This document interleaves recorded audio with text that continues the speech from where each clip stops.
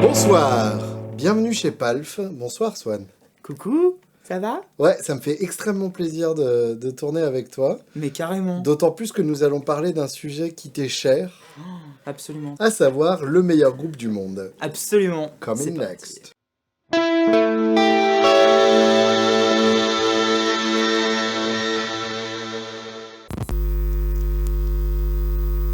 Aujourd'hui, on va parler de Let It Be, finalement, je balance tout de suite le morceau, ou de Get Back, le Alors, nom alternatif. Voilà, exactement. Le nom alternatif, ou le premier nom, même si j'ai bien compris. de Alors Let It voilà, Be. c'est ça le principe. Petit récapitulatif des épisodes précédents pour ceux qui n'ont pas suivi et qui n'aiment pas les Beatles et qui de toute façon n'ont rien compris. Les Beatles, donc, début de carrière professionnelle sur disque en 63, Mhm. avec plein de disques super. En 66, ils sortent Revolver et ils arrêtent de tourner. 29 août 66, Candlestick Park, San Francisco, dernier concert des Beatles. Ils se rendent compte qu'ils s'entendent pas jouer. Les sonos sont de la merde, ils s'entendent pas chanter, ils font des chansons différentes tous les quatre sans s'en rendre compte. Et puis les fans crient tellement fort que de toute façon c'est insupportable. Et donc à partir de ce moment-là, ils vivent à Abbey Road et ils se concentrent sur le travail de studio. McCartney a acheté une maison à 10 minutes à pied du studio, donc il y passe vraiment sa vie. Mhm. Et le studio 2 est en permanence réservé aux Beatles. Ils sortent le double single face à Strawberry Fields Forever, Penny Lane. Mhm. Le premier titre sorti après l'arrêt des concerts, genre ça y est, on est libre. Ouais. On n'est plus obligé de faire des trucs qu'on pourra refaire sur scène. On peut faire de la cuisine qu'on n'aura jamais à reproduire sur scène. Mhm. Et ce sera le travail des groupes tribute et démerdez-vous. Ensuite, donc, l'enchaînement des albums magiques, Sgt Pepper, Magical Mystery Tour, qui est une compilation de bandes originales de films ratés et de singles, le double blanc. Le fameux. Et alors ensuite, on arrive début 69, Mhm. et là, c'est compliqué. C'est là que ça fout la merde. C'est là- Il c'est- commence à c'est se mettre sur la compliqué. gueule et tout. Alors, le double Ouais, c'est blanc, ça. déjà, est compliqué dans son processus. C'est-à-dire que pendant le double blanc, en gros, chaque Beatle enregistre ses propres titres. D'accord. Les autres sont, dans le meilleur des cas, des exécutants. Dans le pire des cas, ne sont carrément pas présents. Même pas là, oui, d'accord. Oui, donc ils se mettent sur la gueule correctement. à ce Voilà, moment-là. donc en gros, ils sont allés... Brian Epstein, donc leur manager, meurt. Mhm. Ils perdent toute notion d'organisation et de cohésion qu'ils pouvaient avoir, qui reposait depuis le début de leur carrière sur Epstein, Mhm. qui faisait un peu le buffer avec tout le music business extérieur. Ouais. Ils se barrent en Inde pour pas avoir à dealer avec, avec ce problème. Moi, je fais ça souvent quand j'ai un problème, je me C'est barre ça. en Inde. Ah, ça m'arrange pas, bon bah je vais en Inde. Et en fait, pendant leur séjour en Inde, ils écrivent v'là des chansons, Ouais. parce Ouais, que ouais. très clairement, ils n'ont pas grand-chose d'autre à y faire. Mhm. Et puis donc, en revenant, ils font le double blanc, où en gros, ils se parlent pas. John a trouvé deux nouvelles passions avec Yoko Yoko. et l'héroïne. Mhm. McCartney, lui, essaye tant bien que mal de maintenir la cohésion du groupe. Harrison devient mystique et se rend compte que de toute façon, ses chansons n'auront jamais le droit de citer dans le groupe et qu'il n'aura jamais droit à plus de 2 chansons par album, même s'il sort les meilleures chansons du lot. Et puis Ringo, lui, pour le coup, à partir du moment où même McCartney joue de la batterie sur ses propres titres, Oui. genre Back in the USSR, lui carrément quitte le groupe pendant le White Album Ouais. et revient ensuite quelques jours après. Mais donc, en gros, ça sent le gaz. Mhm. Et c'est à ce moment-là que McCartney, qui est toujours vraiment le leader du groupe depuis Sgt Pepper, en gros, c'est le moment où Lennon a laissé McCartney devenir le leader du groupe. Suite à ça, début 69, McCartney tente un nouveau projet. Mhm. Le projet s'appelle Get Back, tout simplement parce que c'est censé être un retour aux sources. Mhm. C'est genre, on s'est perdu, on sait plus jouer du rock, souvenons-nous, il y a 6 ans comme c'était bien. Ouais, En gros, d'accord. on est sur des cycles de nostalgie quand même très très Oui, courts. oui. Ça va bien tous les 6 ans, t'as envie de revenir en arrière, ça va Voilà, vite. c'est Ça ça. revient souvent dans la vie, c'est... Et ouais, et puis c'est dire aussi à quel point ils ont progressé rapidement dans leur carrière. Oui, absolument. Bah, Au ça a point été... qu'à la fin de leur carrière, qui est en 70, Hmm. ils avaient même pas encore tous 30 ans.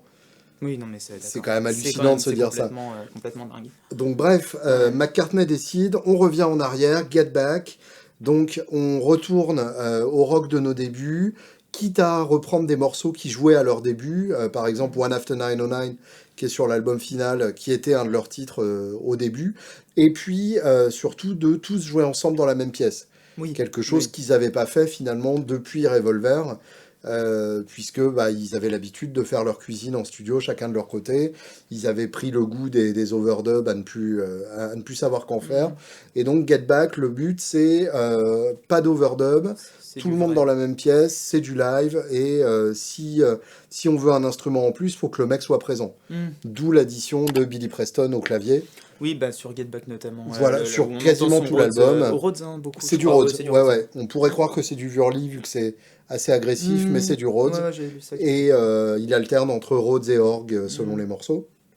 Et donc, bref, Que du bon goût. bon, Billy Quelque Preston, part. au niveau bon goût, on est Ouais, on est pas tranquille, mal, on est pas mal. effectivement. C'est le mec qui a joué avec les Stones et les Beatles. C'est quand même salut, quoi. Sur sa carte de visite, ça le fait Il bien. est pas suisse, non? Il y a un truc. Accessoirement, Ray Charles, Voilà. ce qui, quand même, en termes Ça d'inspiration, n'est pas marchera, dégueulasse ça non marchera plus. jamais. Bref, l'idée de génie, c'était ça.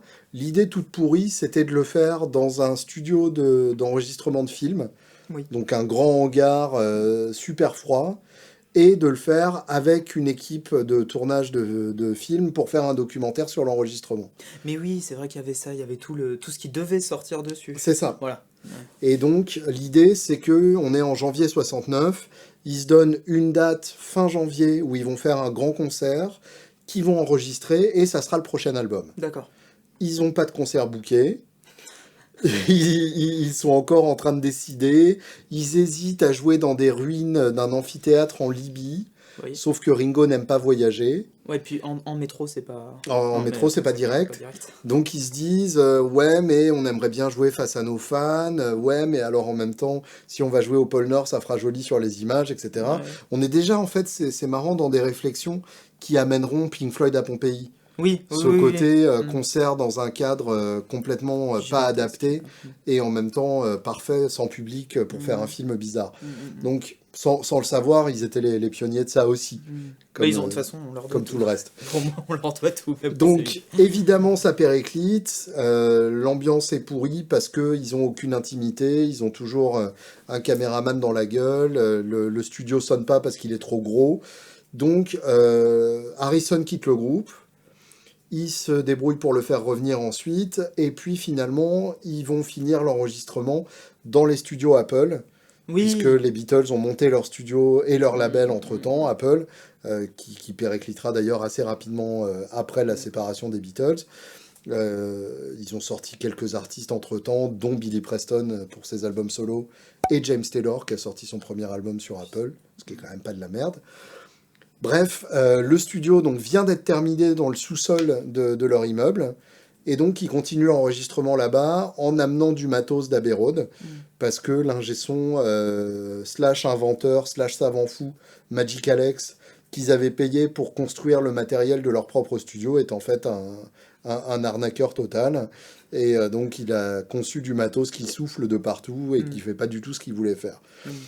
Donc, ils se retrouvent à finir la préparation du concert dans ce studio.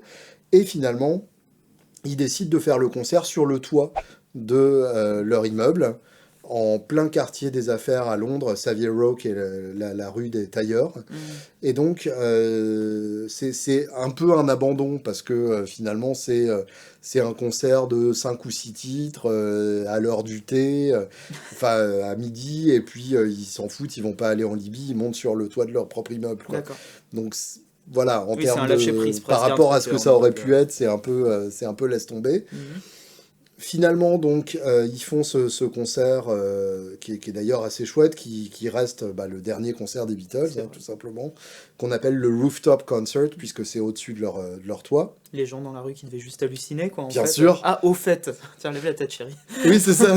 Regarde, c'est les Beatles. Coucou. Ah Salut, les oui, gars, bah oui. c'est cool. Oui, mais c'est un titre qu'on connaît pas, on s'en fout. Euh, et donc, suite à ça, en fait, le projet est mis de côté. Ils sont pas du tout contents des enregistrements. Ils s'entre-déchirent notoirement. Alors, laissez Yoko en dehors de ça. Laissez Yoko en dehors de ça, je t'ai vu. Là, c'est pas sa faute. Laisse Yoko en dehors de ça. Ça, c'est un vieux réflexe patriarcal et un poil raciste sur les bords que d'avoir attribué la séparation des Beatles à Yoko. Elle n'avait rien à voir avec ça. Laissez Yoko tranquille. John serait mort à l'heure actuelle si Yoko n'avait pas été là. Bref, les Beatles sont sur le point de se séparer. La faute en grande partie à Alan Klein, D'accord. qui est en fait le manager que Lennon et Harrison et Ringo ont choisi. Et McCartney est contre. Et du coup, c'est là que vient la grande séparation entre les deux camps. Bah oui, Puisque McCartney se fait manager par le père de sa chérie. Non, mais ce qui est bien... Népotisme quand tu nous tiens. Voilà, j'allais dire, ce qui est bien, c'est qu'il y a une série de bonnes décisions. Ah, tranquille. Voilà. Alan Klein qui est réputé pour être un businessman sans foi ni loi, D'accord. qui récupère, dont la spécialité est de relire les contrats des artistes et de récupérer des millions de livres qu'il n'avait pas eu de la part des maisons de disques. Il a comme ça récupéré des millions de livres pour les Rolling Stones. Et donc, Lennon, effectivement, lui fait confiance là-dessus. Ouais. Le titre You Never Give Me Your Money de McCartney est adressé à Alan Klein. Ah oui, d'accord. Ok. You Always Give Me Your Funny Papers. Donc, tu me donnes toujours des comptes rendus bizarres. Voilà. C'est assez direct, en fait. Hein, c'est sans aucun maquillage. Il n'y a rien. Voilà. Et donc, finalement, juste avant de se séparer... c'est une manière d'en remettre un petit coup avant la séparation, quoi. Ouais. Ils se disent... La politesse de fin. Voilà, c'est ça, pour finir en beauté. Ils se retrouvent à Abbey Road, donc pas d'histoire de leur studio de cinéma, etc. Ils décident de rebosser avec George Martin pour chapeauter le tout. Puisque pour Get Back, il n'avait qu'un rôle consultatif. On le voit, il est là, mais il n'est pas vraiment là. Absolument. Et c'est plutôt Glyn Johns, l'ingénieur, qui a pris les rênes, qui bossera ensuite avec Led Zeppelin, ce qui est quand même pas de la merde. Il est dispo en ce moment. Pardon. En plus, il existe encore. Mais oui, c'est ce que... et son fils, d'ailleurs, s'est mis aussi à l'ingénierie sonore. D'accord. Bref, ils se retrouvent donc, et ils font leur Chant du Cygne, leur meilleur album... pour tous, où chacun met ses meilleurs morceaux. C'est Abbey Road, évidemment. Oui, alors celui-là. Et donc, Abbey Road, enregistré à l'été, sort direct dans la foulée, mi-69. Mais Get Back a été enregistré avant. Oui, d'accord. C'est là que la chronologie est un peu compliquée. Une inversion. Lennon et Harrison, contre l'avis de McCartney, encore une fois, une excellente décision, envoient les bandes de Let It Be à Phil Spector. Le fameux meurtrier psychopathe.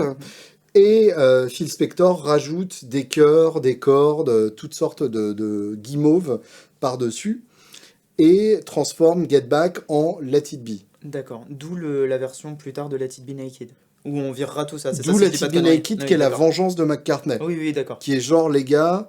Vous avez mis plein de machins sur The Long and Winding Road.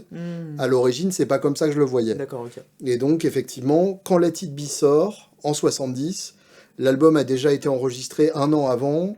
Les Beatles n'existent déjà plus quand l'album sort, d'où la pochette avec les 4 photos sur fond noir, qui ressemble beaucoup à un faire-part de décès. Et le fait que cet album sonne de manière assez glauque, finalement. Oui, ouais. Je dois avouer, pardon, je te coupe, mais je dois avouer que c'est vraiment pas l'album que je préfère des Beatles à titre personnel. C'est une saleté, cet album. C'est dur à écouter, je trouve, dans son entièreté. Ouais. C'est difficile. Déjà, en plus, le son est assez sombre, assez sourd. Et puis, effectivement, c'est un album où les compos sont pas forcément les meilleurs, les performances sont pas toutes excellentes, et tout simplement, ça sent le sapin, quoi. Ouais.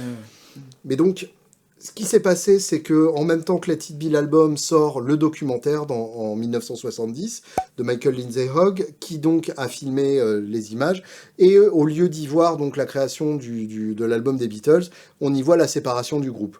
Donc il a monté ça de manière à ce qu'on les voit quasi uniquement s'engueuler, être hyper passif-agressif les uns avec les autres.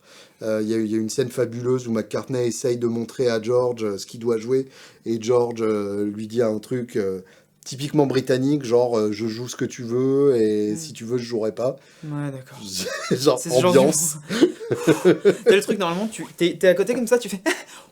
Et donc, ce documentaire-là, finalement, est resté non réédité pendant très longtemps. Jusqu'à maintenant, en fait, il n'y a pas de DVD de ce documentaire-là. D'accord. Malgré la manne financière que ça aurait pu représenter.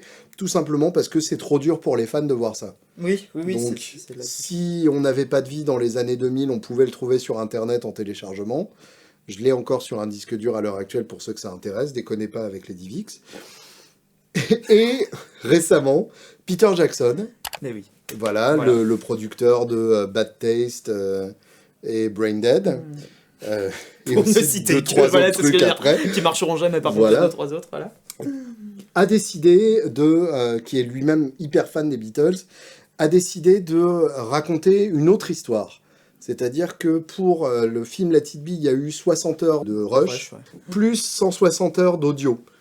Putain. Donc, il a passé des mois à écouter tout ça, et il a décidé qu'il allait raconter la vraie histoire, c'est-à-dire que les Beatles n'étaient pas forcément ouvertement hostiles les uns envers les autres, que c'était pas non plus l'enregistrement apocalyptique où ils se jetaient les uns sur les autres avec des armes de projection.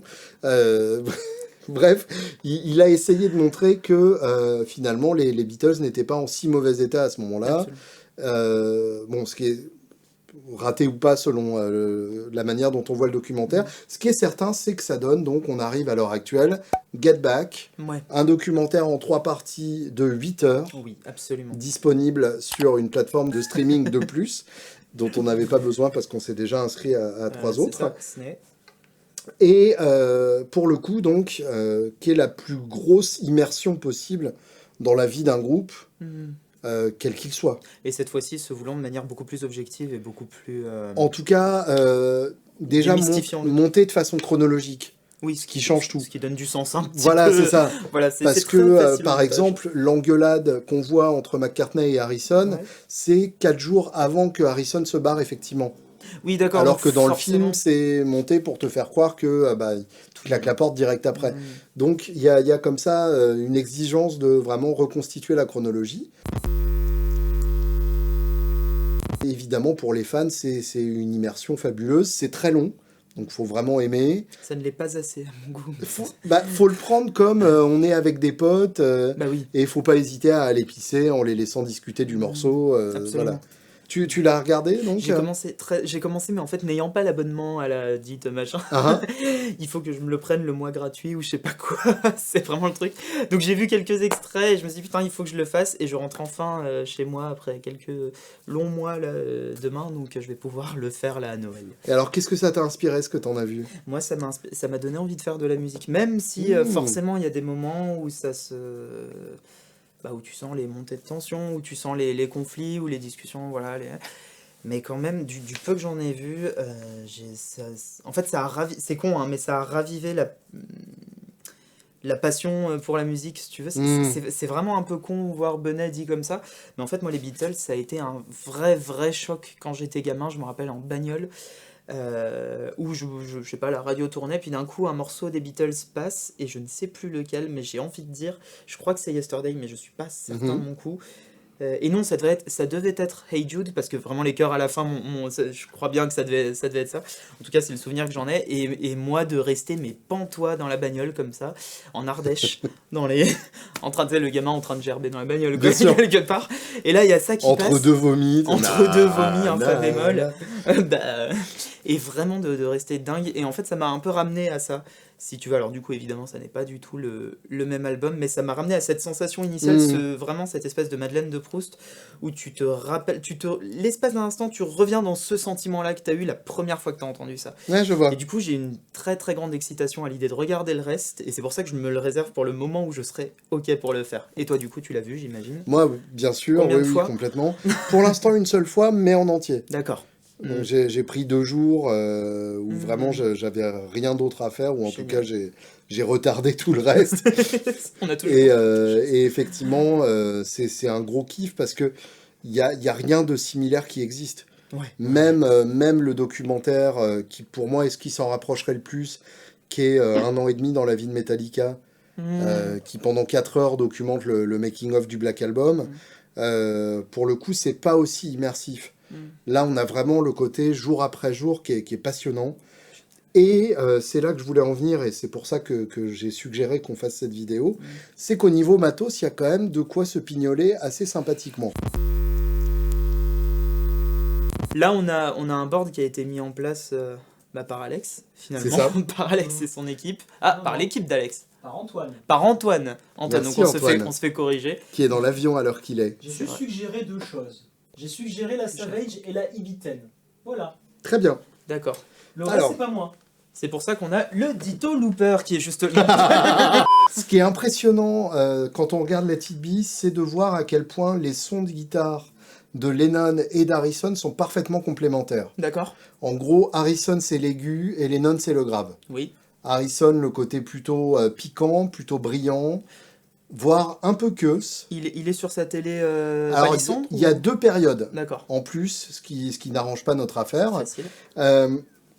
Il y a une première période où il est sur sa Les Paul. D'accord. La Les Paul rouge que lui a offert Clapton, la fameuse Lucy, qui est en fait une Gold Top repeinte en rouge. Donc une Les Paul 57 avec des paf. Qui lui, en fait, il la joue tout le temps. C'est assez marrant parce que vraiment, il y a un passage de quasiment 2 semaines où il joue que sur cette gratte quand il est en électrique. Et là, pour le coup, il enlève jamais sa putain de wah. Ah. Donc c'est insupportable. C'est vraiment insupportable. C'est vraiment comme si George Harrison et Kirk Hammett c'était le même, quoi. Oui, c'est ça. Au niveau de capillaire, on est. Non. Il y a plus de bouclettes dans un cas, mais il y a quand même de la moustache ratée dans les deux. Oui, voilà, c'est ça. Et J'en sais effectivement, quelque chose. et effectivement, c'est insupportable, mais on voit à quel point Harrison était un guitariste qui tâtonne. Oui. Et ça, c'est hyper Ouais. intéressant, c'est que vraiment, la plupart du temps, ce qu'il joue, c'est tout pourri. Ouais. Et puis, de temps en temps, c'est d'une grâce absolue. Oui, oui. Et effectivement, la wah-wah fait partie de ce côté tout pourri. Et on sent qu'il est en admiration totale face à Clapton. Il en parle régulièrement, on sent qu'il est très complexé par le jeu de Clapton, et donc la wah-wah est probablement une manière aussi de s'approprier ce réflexe claptonien, D'accord. puisque lui en foutait partout aussi Oui. à l'époque, et la Les Paul pareil. Deuxième période, dans les studios à Apple, là pour le coup il passe sur la télé palissandre, de temps en temps la Les Paul revient, mais l'essentiel se fait sur la télé palissandre. Donc pour ceux qui ne savent pas, une télé entièrement en rosewood, entièrement en palissandre, avec un petit sandwich pour le corps, mais même le manche et le corps, donc tout est en palissandre. C'est une série de télé, il n'y en a pas eu beaucoup qui ont été fabriquées entre 69 et 71. Harrison a eu l'un des prototypes. Il y avait une Strat assortie et le prototype de la Strat devait aller à Hendrix, mais il n'a jamais eu l'occasion de la jouer.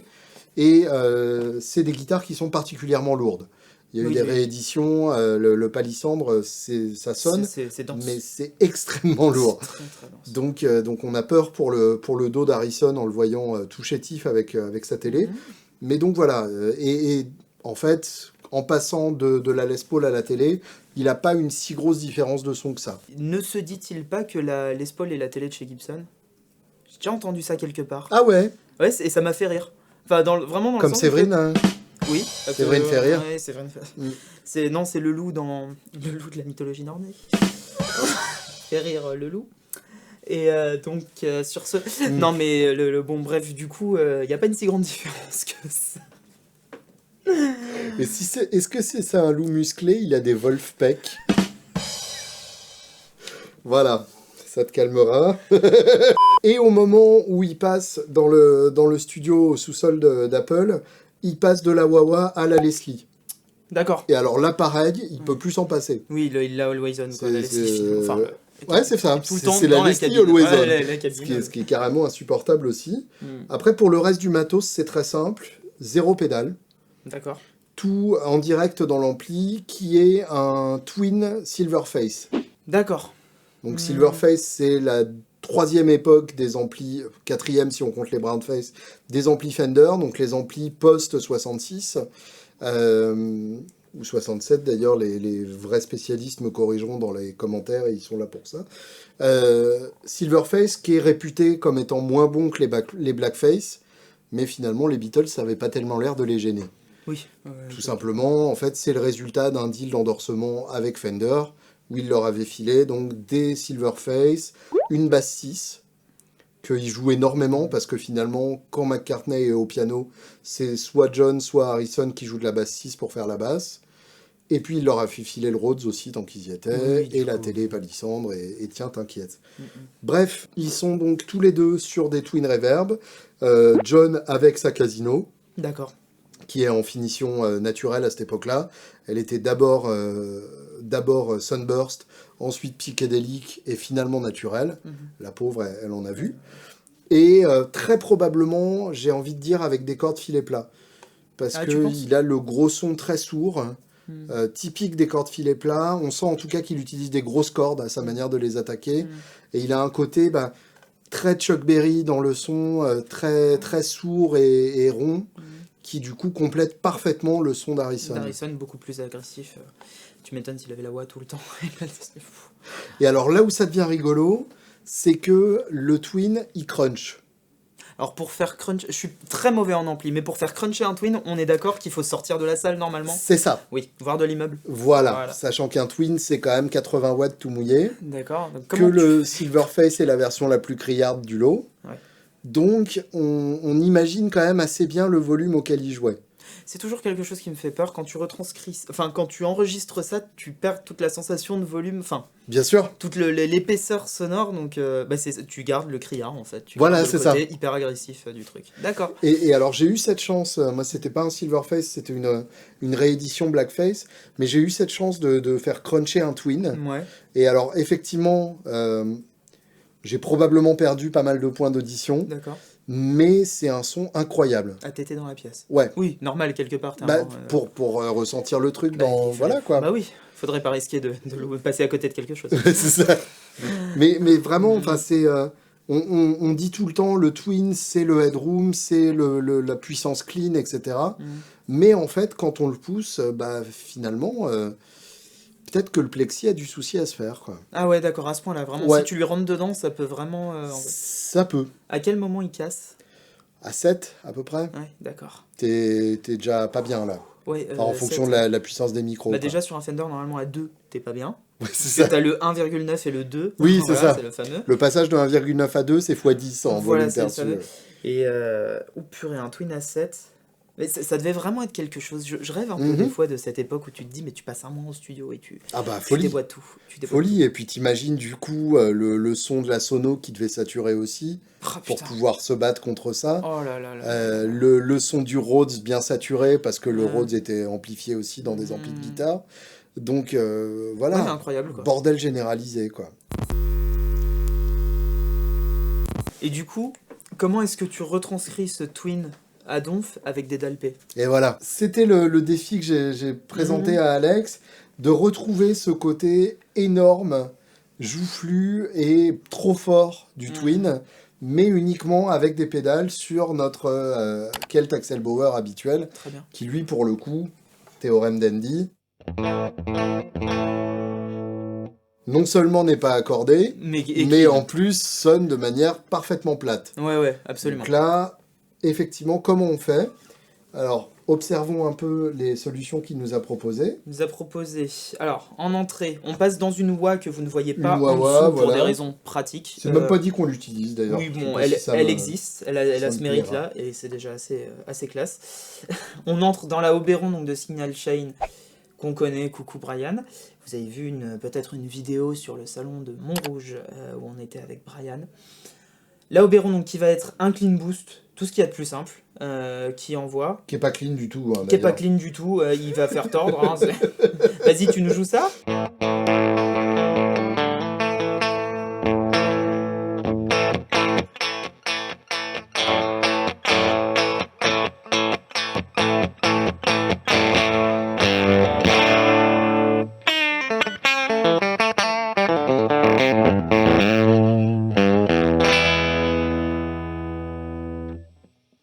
D'entrée, c'est pas idiot comme choix, Mhm. parce que c'est sale. Ouais, ça va. Et la principale chose qu'on peut retenir d'un twin poussé, c'est que vraiment, c'est pas une distorsion lisse ou flatteuse. Mhm. Il y a un côté, faut rentrer dedans Oui. pour le faire sonner. Donc ça, c'est pas idiot, effectivement. Mm. On va voir si on l'utilise. Le La B10. Le V10. Alors là, le boost de Walrus, tu l'as déjà utilisé, je crois, non? Absolument. Ouais. C'est une très très bonne pédale. C'était à l'origine la Defcon 4, D'accord. qui était la pédale signature de Ryan Adams. D'accord. Il se trouve qu'entre-temps, Ryan Adams, ça s'est vu qu'il aimait bien les petites filles. Et donc, ils ont décidé qu'il n'y aurait plus de pédale signature. Voilà. Petite fille privée de pédale signature.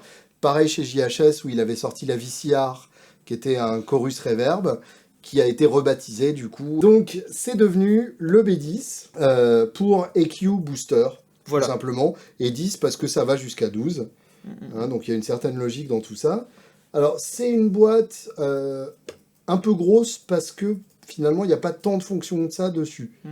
Mais c'est hyper utile parce que moi, personnellement, une EQ dans un système, je trouve que c'est toujours une bonne idée. Donc, en fait, là, on a 3 toggles pour chaque fréquence, les graves, les médiums et les aigus. Quand c'est vers le haut, ça booste de la valeur qu'on détermine au-dessus. Quand c'est vers le bas, ça cut de la valeur qu'on détermine au-dessus. Là, c'est brillant. C'est brillant. C'est juste brillant. Et ça, c'est un boost. Voilà. Si tu veux le paramétrer, tu vas au bois. Ensuite, donc, la Savage. Ça, ce sera notre base de crunch. A mais priori, ouais. vu que la Savage a tendance à être un peu lisse par rapport au rendu qu'on va rechercher, on va lui faire du mal en entrée avec le B10 ou avec l'Oberon, Mhm. ou avec les deux, allez savoir. Et puis finalement, donc, notre Vintage Vibe Formula B, qui est ce qu'on a qui se rapproche le plus de la Leslie, sans avoir à ramener un cabinet beaucoup trop lourd dans ses escaliers. Ça n'a jamais été fait. Vintage Vibe, moi, ce qui m'a interpellé, c'est on en discutait tout à l'heure, on l'a mise à la fin de la chaîne, Mhm.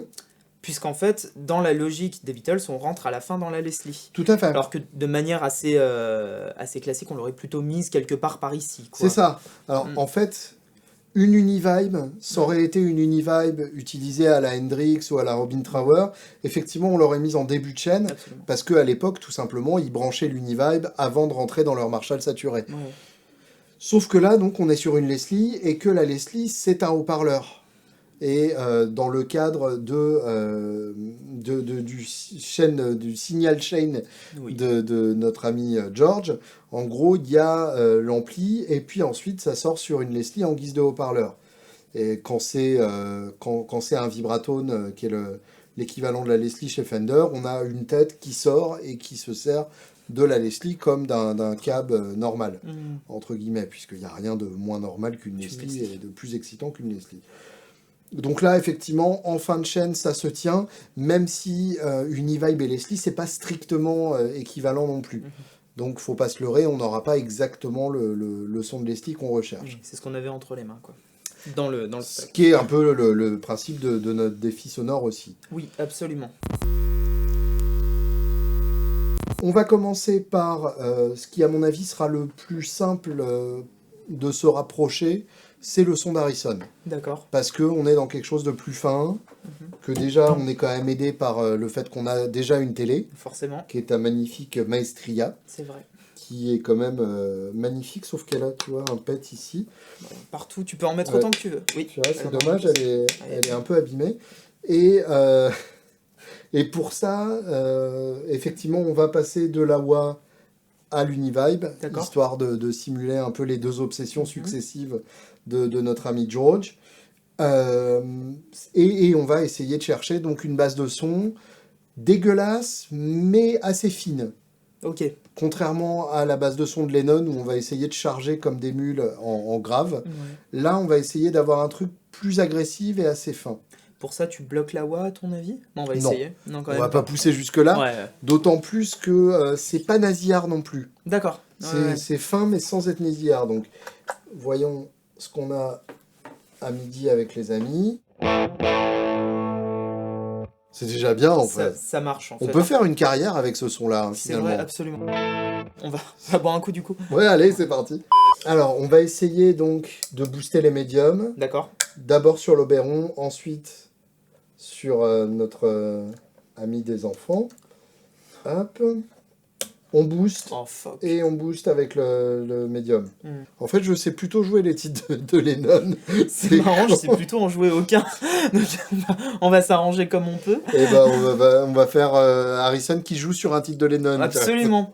C'est le cover album de George Harrison de John Il Lennon. reprend les plus grands titres de John Lennon. Lennon, c'est ça. Sort bientôt. Vas-y.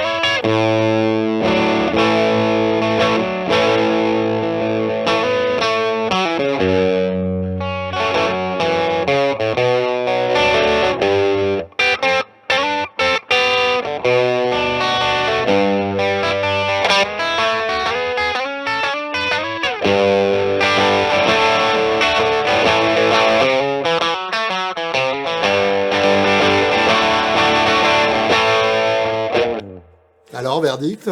Qu'est-ce que t'en dis? Moi, je dois avouer que j'aime beaucoup la Walrus. Ça sonne magnifiquement quand même, hein, la Walrus. En fait, là, en l'essayant, je me suis juste permis de tweaker un peu l'EQ. Ouais. Et j'ai trouvé ça hyper efficace. Vraiment hyper efficace. Je t'ai rajouté un petit peu d'aigu. À un moment donné, j'ai voulu tripoter les mines, mais ils étaient pas trop mal. Et puis, cutter un tout petit peu de basse. Ça marche pas mal du tout. Moi, c'est vraiment une pédale que j'aime beaucoup. Ah je dois ouais, avouer. je l'ai trouvé très Je sexy. trouve là. juste ça dommage qu'il n'y ait pas plus de... Soit qu'elle soit pas plus compacte, Oui. parce que vu le nombre de features, ce serait pas bête. Soit que les presets soient pas plus intuitifs d'utilisation. Parce que là, en fait, on est obligé de passer par tous les presets pour en changer. Ouais.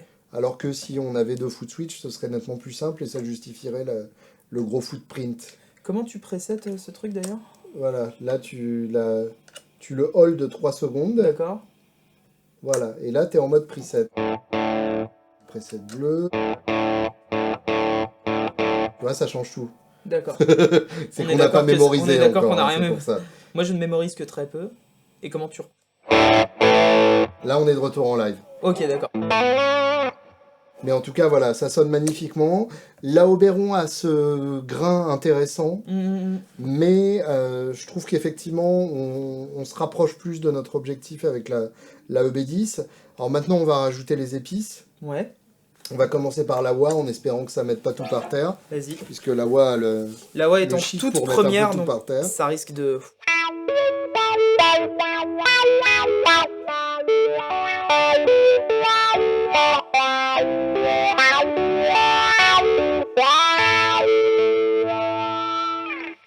C'est pas mal, hein? Mais ça marche quand même pas mal. Là, on est sur une Vox... De base. Ma bonne vieille Vox V847, je sais plus quoi. Là. Enfin, ça marche pas mal. Je m'attendais à ce que ça soit plus violent, enfin plus criard. Ouais. Mais en fait, avec la... de toute façon, avec la course du pied, on peut gérer à peu près.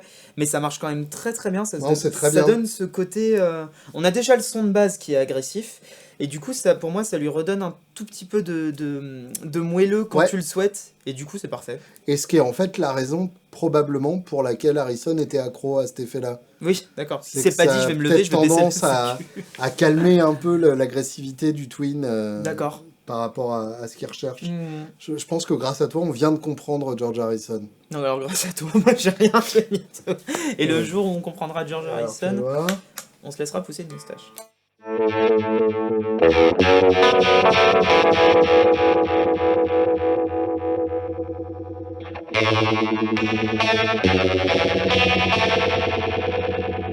Alors là, c'est un peu dur. Ouais, là, alors, on n'y est pas, mais moi je trouvais ça beau quand même. En dehors des Beatles.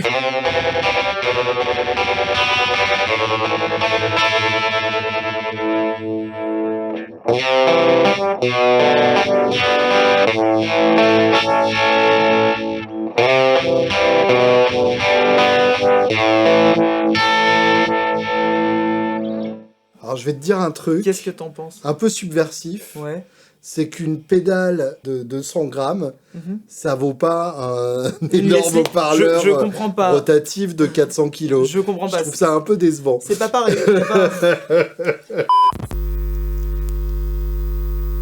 On va tenter de se balader plutôt du côté de chez Lennon maintenant. D'accord. Donc on Pour garde, remettre des basses. on garde notre Savage toujours comme ça, parce que Ok. finalement le bonheur n'est pas si loin. Mhm. Et là on va essayer de lui charger la gueule en grave. D'accord. Donc peut-être, voilà. N'ayons pas peur de ne pas être fin dans nos réglages. Voilà.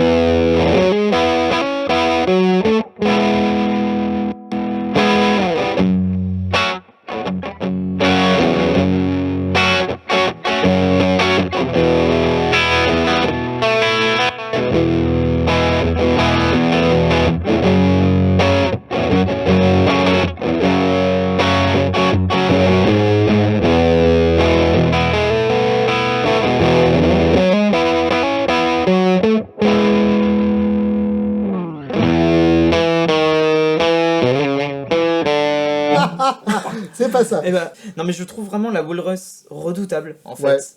Ouais. Là-dessus, l'EQ est incroyablement efficace. Complètement. Franchement, très très très bien. J'ai tenté de la faire à l'envers. Tentative de pin absolue en passant les aigus en soustractif, mais ça marchait vraiment très bien en fait. Comme ça, et les lots. C'est toujours mieux de booster en fait. C'est toujours mieux. C'est tout un G-son ne dira pas ça, mais tout un G-son ne dira pas ça. Donc aucun ingé son ne dira ça en français. Voilà, c'est ça. Voilà, plutôt. Non, Ça marche j'aime très bien. très bien. Bah je, alors- je retrouve ce côté lénonien justement Bah oui, c'est sur ça. je pense à Let It Be. Let It Be, c'est qui fait le chorus? C'est Harrison. C'est Harrison, pour le donc c'est coup, pas ça. Dans une Leslie. Ouais. Non, le chorus génial de Lennon sur cet album, c'est ça.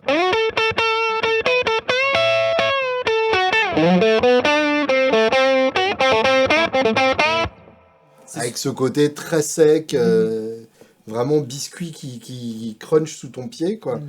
Et je trouve que ça, effectivement, il le fait vraiment très bien. D'accord. J'essaie juste un dernier truc, Mais parce que vas-y. là, donc, on était soit sur Don't Let Me Down, qui est plutôt fin et sensible dans le son, qui pourrait être un truc de Hendrix, hein, finalement, C'est joué mais, un peu. mais qui est joué à la Lennon. Et puis, donc, le chorus de Get Back, qui est plus le côté dissonant et sauvage de Lennon, mais il y a aussi le côté plus rythmique et plus rock.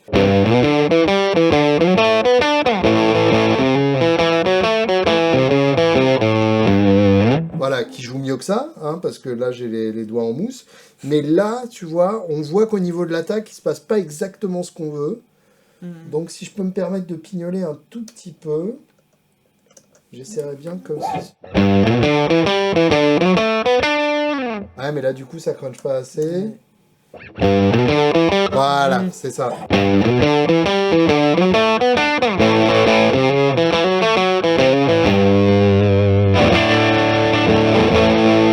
Ah ouais. Là on est pas mal. Les médiums, c'est beau, hein. Les médiums, c'est quand même la vie. Les hein. médiums, c'est quand même pas dégueulasse. Tu sais que je me refaisais l'album évidemment là, hier soir et je rêverais. Get Back termine l'album si je dis pas n'importe quoi. C'est possible. Hein. Je dois avouer que je l'ai pas écouté depuis un moment. Je dis ça de mémoire, mais j'adorerais entendre une version gospel de Get Back. Ah. Parce qu'avant, Get Back, Get Back, Get Back, Get Back, bam, bam, bam, bam. Tu vois, on pourrait Il y a un tellement truc faire un qui est truc beau comme avec ça. les Beatles, c'est que c'est comme la règle 34, c'est que si tu peux le concevoir, ça a été fait. Oui, donc il y a forcément. Donc ça existe. Il y a forcément une version gospel de Get Back. Ce sera vérifié tout à l'heure, ce soir, à l'hôtel. Merci Swan. Mais merci mon jus. Et donc moralité, déconnez pas avec Yoko et n'hésitez pas à violenter l'entrée de votre Savage avec une EQ.